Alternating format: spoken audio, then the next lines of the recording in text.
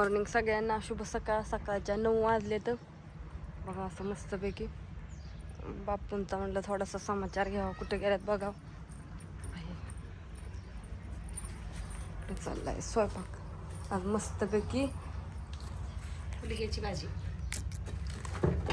मस्तपैकी शिजावलं हुलग, भाजलं, शिजायला घातलं आणि परत कडाय टाकलं आणि असं वास सुटला होता की नाही त्याला खमखमा. हुलग ना, हुलग असं ह्याच्यासारखं आहे, असं गावरानमधलं आहे का नाही.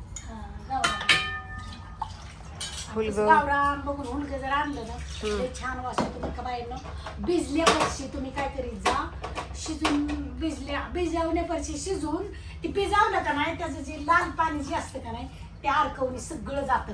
मग ती लाल पाणी का नाही हुलग्याचं, त्या पाण्याचं एक तर महत्व आहे. तुम्हाला सांगते ते तुम्ही शिजून जरी कुकरमध्ये पियाला का नाही भाजून तरी तुमचं निम्म दुखणं जाईल. दुखण्याला एक तर आयुर्वेदिक आहे का ना आपल्याला जे शरीरात, आम्ही त्याच्यामुळे आठवड्याला ती हुलग्याची भाजी भिजाय घालत नाही. भिजावल्यावर त्याचं लाल पाणी जातं.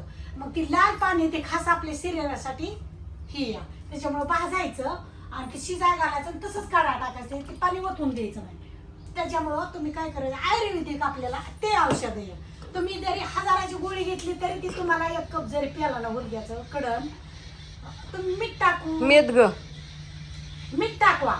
तुम्ही भाजा, मीठ टाका, मीठ टाकून थोडं तेल टाका, 2-3 कुड्या टाका आणि ते कुकरला लावा आणि ते चांगलं शिजून घेतलं का नाही मऊ, तर तुम्ही ते त्याचा जे पाणी जास्त होता आणि ते जास्त पाणी ओतलं तर ते तुम्ही प्याला का नाही रसा, तुम्हाला काय फरक आहे ते मला सांगा. एक तर भारी म्हणून तुम्ही ती खात जा.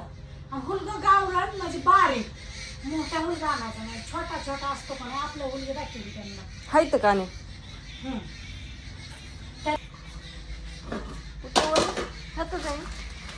वरच आणि अर्धा किलो आणलं होतं एकदा. वाच महाग असत्यात, थोडं महाग असलं तरी परवडतं.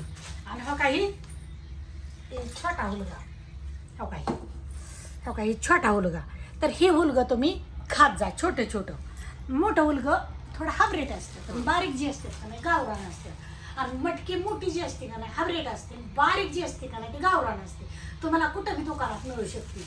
आणि त्याच्यामुळं रानात केलेलं इकायला माणूस इकायच नाही. तुम्ही ती समजा तुम्ही सकाळचं कुकरला लावलं हुलगं एवढं असं एवढं घेतलं का नाही तुम्हाला ताटात दाखवतो. एवढं जर हुलगं तुम्हाला 2 माणसाला घेतलं, आता तुम्ही काय म्हणता ही भाजलं तर तुम्ही म्हणता मला सरणार नाही, तर आम्हाला दोघाला सरणार नाही, तर त्याचं तुम्ही सकाळचं पाणी शिजून जर प्याला आणि संध्याकाळी बी तीच परत पाणी कढाय टाकायचं नाही. शिजून जर तुम्हाला प्यायचं असलं तर ती पिऊ शकता. गरम करायचं आणि त्यात पाणी ओतून परत ती लाल पाणी निघतं. आणि सकाळचं पण तुम्हाला जर पाहिजे असलं फ्रीजमध्ये ठेवून त्यात पाणी वाटायचं आणि ते तुम्हाला प्यायचं तर ते पिऊ शकता. मीठ टाकायचं, लसणाची कुडी टाकायची, तेल नाही ओतलं तरी चालतं, हळद बी नाही टाकायची, आणि फक्त लसूण आणि मीठ, आणि त्याचं तुम्ही पियाला ना ही एकदम शरीराला आपल्या जी काय रोगराई असेल तर ह्यातनं दूर होते आपली. आणि मला ही पहिलीपासून माझं खाणं आहे बरं का, ही कुणाला माहिती नाही आणि आमच्या घरात कुणाला त्याचा अनुभव नाही, पण मला स्वतःला अनुभव आहे. आम्ही तर ती हुलगच खाल्लेलं आहे. पहिलं भाजायचं, ते शिजवायचं आणि त्याचं पाणी इरबळ म्हणलं तरी थोडं थोडं प्यायचं. त्याच्यामुळं मला ना कुठला त्रासच होत नाही. अजून पण मी तीच करते, ते लाल पाणी निघलेलं प्यायचंच म्हणून. आणि पण त्याची तुम्हाला समजा पातळ भाजी नाही सरली तर तुम्ही कांदा टाकायचं, 2 कांदा लाल भाजायचं आणि त्यात तुम्ही मोकळी करून खाऊ शकता. हा, आणि मी माझा जुना अनुभव आहे बरं का मैत्रिणींनो, मला काय दुसऱ्याला माहिती नाही, मी काय शिकलेली नाही.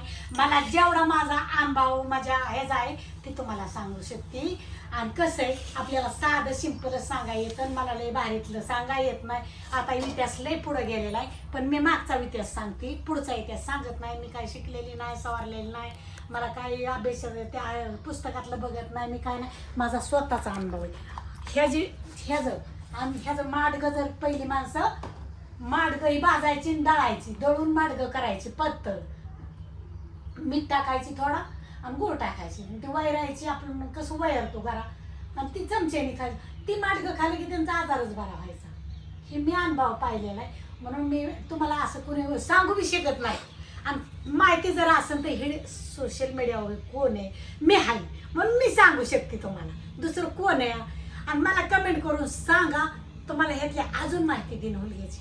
आणि तुम्ही हजारासाठी आला ना, तुम्हाला काय अनुभव आहे वाताला, तुम्हाला सांगते परत ना शुगरला, ह्याचा अनुभव भरपूर आहे. आणि पहिली लोक हीच खायची, त्याच्यामुळे त्यांना कुठलं वात नव्हता, गुडघेदुखीला, ह्याला सांधेदुखीला ही चांगलं आहे. म्हणून तुम्हाला मी, आणि कसं आहे तुम्हाला काय आहे, हे पावशेर हुलगा आणला तर तुम्ही 4 पदार्थ त्याची 4 भाज्या करतात.